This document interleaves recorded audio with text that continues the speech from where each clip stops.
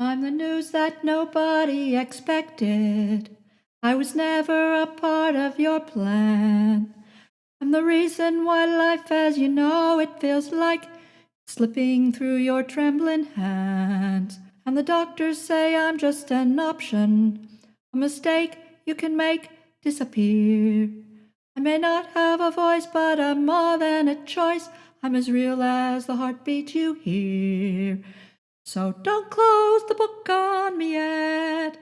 I've still got a long way to go. Empty pages to fill, and the best part is still down the road. Oh, I am a story untold. I am God's miracle in the making, proof that all things can work for the good. I am fingers and toes, and heaven already knows the name you pick out for me already belongs to me. So don't close the book on me yet. I've still got a long way to go. Empty pages to fill, and the best part is still down the road. Oh, I am a story untold. Every life is sacred, and every life is a gift, and every life deserves a chance to live. I know you're scared, I know you're scared, I know you're scared right now, but when you hear my first cries and when you look in my eyes, you'll understand why you brought me to life. So don't close the book on me yet. I've still got a long way to go. Empty pages to fill, and the best part is still down the road. Oh, I am a story untold. That was yours truly singing Untold, written by Matthew West. Good morning and welcome to the Jewish Pro-Life live stream. Today is Wednesday, July 15th, 2020. It's the 23rd day of Tammuz in the year 5780, and we're in the 7th day of the 3 weeks mourning period. I'm Cecily Routman, founder and president of the Jewish Pro-Life Foundation. We'll be here for about 20 minutes of live chat, news, education, enlightenment, and spiritual renewal. If you're on Facebook, YouTube, or Twitter this morning, please chat with us. At the Jewish Pro-Life Foundation, we're saving Jewish lives and healing Jewish hearts by providing the Jewish community with much-needed pro-life education, pregnancy care and adoption referrals, and healing after abortion. We started our work in 2006 because we were concerned about the high rates of abortion in the Jewish community, the fact that a majority of Jews believes that abortion is morally acceptable at all stages of pregnancy, that this majority vigorously advocates for abortion, and tragically this leads to more loss of unborn life across all demographics, and it contributes to anti-Semitism because people see us in a bad light. Also, we wanted to provide a Jewish pro-life voice in the public square. It's estimated that in Israel, 30,000 Jewish children lose their lives to abortion every year. And in America, it's estimated that 17,622 Jewish children lose their lives to abortion every year. But abortion doesn't just take one life, it wipes out entire generations. Many future descendants are lost with each abortion. As Jews, we feel the pain and loss of each and every one. If you're a Jewish parent facing unplanned pregnancy and you can't get the support you need from family, friends, or your shul community, please contact us. We have Jewish-friendly pregnancy care resources to help you and can get you connected to them today. Also, we know a Jewish couple who would love to meet you and raise your child in a loving Jewish home. To save your baby's life, please contact me today at 412-758-3269, or you can email me at cecily@jewishprolifefoundation.org. If you've had an abortion experience and are suffering because of it, we have an excellent, effective healing program specifically designed for Jewish men and women, and it's available to you at no cost regardless of your level of observance or affiliation. To start your life-changing healing journey, please contact me today. The Jewish Pro-Life Foundation is a 501c3 educational organization. Since 2006, we've been saving Jewish lives by promoting life-saving solutions to unplanned pregnancy in the Jewish community. We provide education about the development, viability, and sanctity of unborn life, as well as traditional Jewish law regarding abortion. We inspire Jews to welcome preborn Jewish children into the inclusive movement of modern Jewish life and religion. We provide adoption and pregnancy care referrals. We teach our community about the harmful effects of abortion and provide support to Jewish women and men who suffer from post-abortion syndrome. We have a website. It's jewishprolifefoundation.org. Please visit the website for more information, help, and healing. We are a 501c3 educational organization. We have no affiliation with any Jewish denomination, political organization, or the Messianic movement.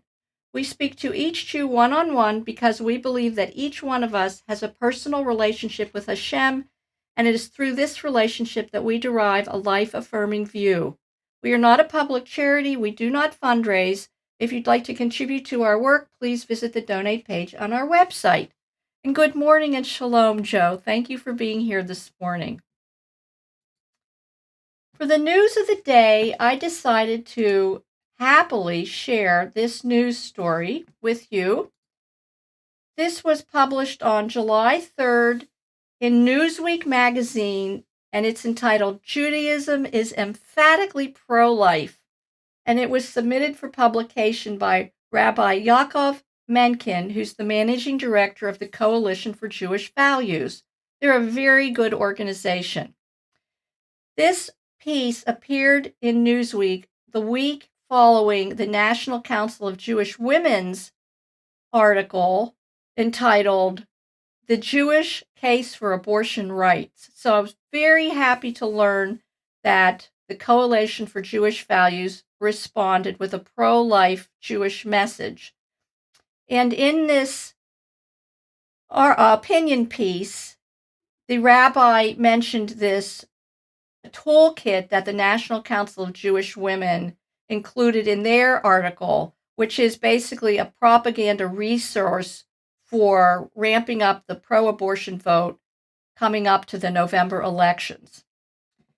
I want to read this article and just very happily share this with you.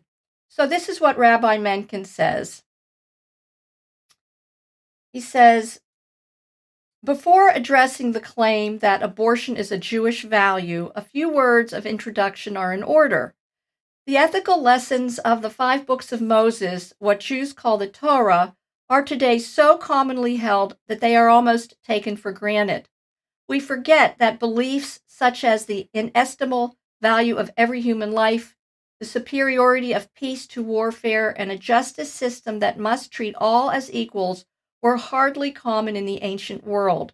We are fortunate to live in a country whose founding fathers looked to the Bible to guide them in the formation of a more perfect union. Even in the Jewish community, those who openly discard the Torah's many ritual laws still claim a vague fealty to its ethical tenets. This is perhaps precisely because the Torah prescribes observances such as going offline for the Sabbath and keeping kosher for Jews alone, while virtuous conduct, refraining from theft or murder and setting up courts of fair justice, for example, is incumbent upon all mankind.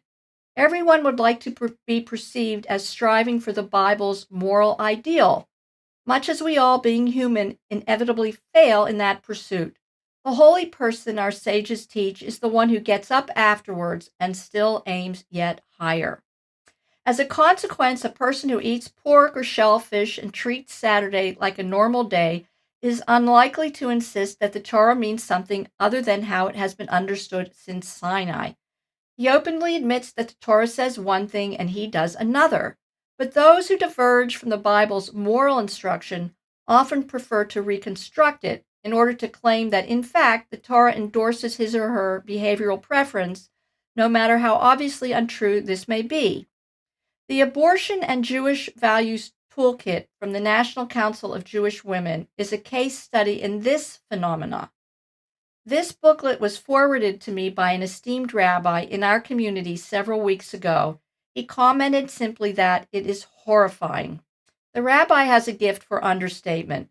The toolkit begins with the claim that Judaism permits abortion. Full stop. Few things have been said about Judaism by its purported adherents that are more clearly untrue. The Jewish Bible's position on life is unambiguous and unambiguously pro-life. It is, as mentioned earlier, the source for the value placed on human life in civilized Western society. The Torah identifies human life as a soul placed or breathed within a body by God Himself. Rebecca is told not only that she is carrying twins, but that they have distinct natures and characters that explain their behaviors in utero.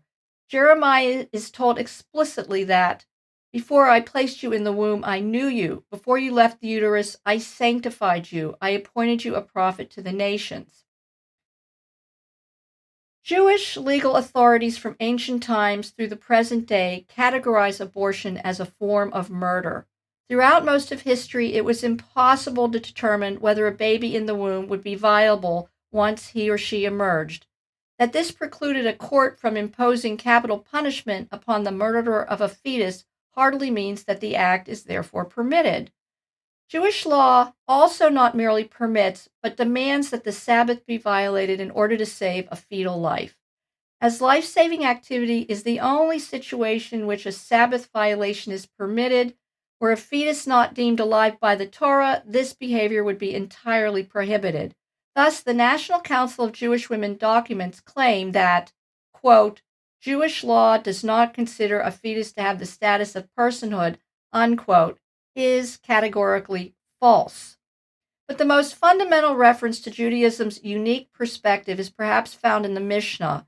According to Jewish teaching, Moses was given most of our laws orally at Sinai, and these were only written down when later rabbis recognized that its many details were in danger of being forgotten. The Mishnah, then, is the earliest written record of this oral law, and it teaches us that termination of a pregnancy is not only merely permitted but obligatory when the fetus endangers the mother's life, because her life precedes his. It could not be more clear that a fetal life is indeed a life. Termination of pregnancy is an indescribable tragedy if the life of that fetus cannot be saved as well. It is never a choice. Contrary to the confident proclamation of the National Council of Jewish Women's Toolkit, Jewish law does not view the indiscriminate murder of the unborn as a form of health care. The priority of the mother's life was not always clear in American jurisprudence, but this is no longer the case. When I asked Stephen Aden, General Counsel of Americans United for Life, about this particular concern, he responded that he cannot identify a single national pro-life organization whose ideal legislation would not recognize the necessity of termination of pregnancy when the mother's life is at stake. This is precisely the Jewish ideal, and in our efforts to support the more perfect union envisioned by the Founding Fathers, something which all rabbis, indeed all Americans, should hope to realize in American law. That was a wonderful article, and he references this, indeed all rabbis, because in this toolkit that the National Council of Jewish Women have launched, there is a list of many, many rabbis who have signed on to the pro-abortion push prior to the November election. So he's reminding all rabbis that Judaism is a pro-life religion. And of course, that's what we're always talking about here at the Jewish Pro-Life Foundation. So bravo, Coalition for Jewish Values. And I'd like to go on now to our PowerPoint slide of the day. Our PowerPoint is called Judaism, the Original Pro-Life Religion. May there be abundant peace from heaven and good life upon us and upon all Israel. Amen. I've actually chosen 4 slides for today's show. The first is a reminder from Rabbi Moshe Feinstein. And he said, not only are Jews prohibited from having an abortion, but they are prohibited from assisting non-Jews from having an abortion too. According to Halakha, abortion is prohibited for non-Jews. It is actually a capital crime. A Jewish doctor may not perform an abortion even if it would result in antipathy towards Jews. In Responsum 69, Rav Moshe not only categorizes abortion as bloodshed, he takes the rare step of unequivocally warning against relying on an erroneous heter for aborting Down syndrome babies. So he very much encapsulates the pro-life origins of Judaism. We're so grateful to God that we had Rabbi Feinstein to share this message with us. And then I just had to include our slide about Americans United for Life since Rabbi Menken referenced them. And we talk about Victor G. Rosenblum, who was a distinguished professor at Northwestern University School of Law at Evanston, Illinois. He had an abiding faith about the sanctity of human life, that it extended into the womb. He was an avowed liberal Democrat who skillfully directed court and legislative battles to try to end the legality of abortion. He served the Americans United for Life as vice chairman from 1970 to 1989, and then as chairman until 1995. And in 1981, Mr. Rosenblum argued the anti-abortion side of the Hyde Amendment before the U.S. Supreme Court in Harris versus McRae, the case that upheld Congress's refusal to provide tax money for abortion. So the Americans United for Life is a wonderful organization, and I might recommend their podcast, Life, Liberty, and Law, which I listen to on a regular basis. You can find it, at any podcast app that you might utilize. And then in our tradition of our emphasis on protecting innocent human life is found in Proverbs 24. It says, "Rescue those being led away to death, hold back those staggering towards slaughter. If you say, 'But we knew nothing about this,' does not he who weighs the heart perceive it? Does not he who guards your life know it? Will he not repay everyone for what they have done?" So this is an appeal to people of conscience, especially, to open up their mind to this pro-life message and to actually protect and defend innocent life wherever it may be found, especially in the womb. And then lastly, one of my favorite slides is the last one, a quote by Rabbi Simcha Wasserman. And he says, the Jewish soul, a simple thing, at one with God in everything. And of course, everything means every human being who begins in the womb and who we must include in our outreach and our rescue of innocent life. And we do want to share about our wonderful pro-life rabbis that work with us. They're on our board of directors. Rabbi Novak is professor of religion and philosophy at the University of Toronto and a member of the University College and Joint Center for Bioethics. He is available to discuss Jewish theology, ethics, bioethics, natural law theory, and Jewish-Christian relations. Please email Rabbi Novak at david.novak@utoronto.ca. And then we're very fortunate to have Rabbi Shlomo Nachman, who's available to speak on the sanctity of human life in Judaism, what it means to be Jewish, the benefits of prayer, Jewish-Christian relations, and welcoming Nohadim into fellowship. You can connect with Rabbi Nachman's busy online shul at learnamunah.com or email him directly at learnamunah@gmail.com. And then we're very fortunate to have Rabbi Menashe Bovit, who's the spiritual leader of Belarus Jewish Center in Queens, New York. He educates using traditional texts, history, anthropology, archaeology, and modern academic biblical studies. Rabbi Bovit is a strong advocate of the State of Israel. He's active in interfaith activities and president of the Eastern Queens Interfaith Council. Please email Rabbi Bovit at belarusrabbi@yahoo.com. And we have a very effective healing program for Jewish men and women who have suffered after abortion. It's called Tikva Rachel. It offers a healing pathway for Jews who seek a confidential, safe, accepting Jewish program to address the deeply personal issues that arise after abortion. The program is based on Teshuvah and the promise of healing in Judaism.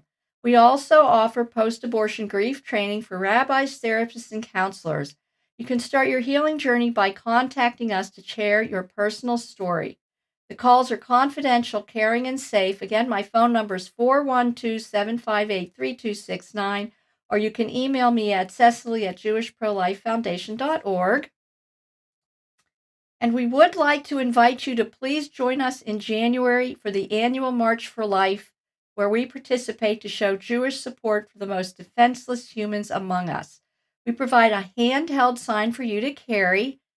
Check out our calendar page on our website for itinerary updates.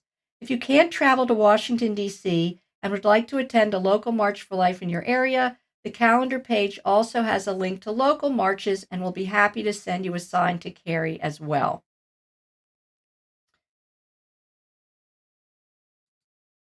We want to thank you so much for tuning in today.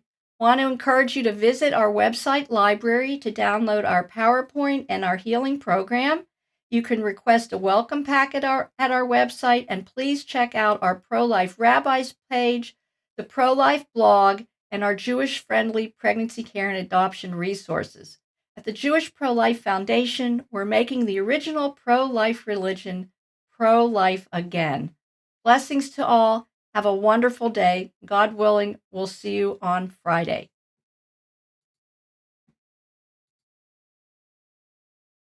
I'm the news that nobody expected.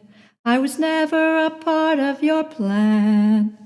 I'm the reason why life as you know it feels like it's slipping through your trembling hands. And the doctors say I'm just an option, a mistake you can make disappear. I may not have a voice, but I'm more than a choice. I'm as real as the heartbeat you hear. So don't close the book on me yet. I've still got a long way to go. Empty pages to fill, and the best part is still down the road. Oh, I am a story untold. I am God's miracle in the making. Proof that all things can work for the good. I am fingers and toes, and heaven already knows the name you pick out for me already belongs to me. So don't close the book on me yet. I've still got a long way to go. Empty pages to fill, and the best part is still down the road. Oh, I am a story untold. Every life is sacred, and every life is a gift, and every life deserves a chance to live. I know you're scared, I know you're scared, I know you're scared right now, but when you hear my first cries and when you look in my eyes, you'll understand why you brought me to life. So don't close the book on me yet. I've still got a long way to go. Empty pages to fill, and the best part is still down the road. Oh, I am a story untold. May there be abundant peace from heaven and good life upon us and upon all Israel. Amen.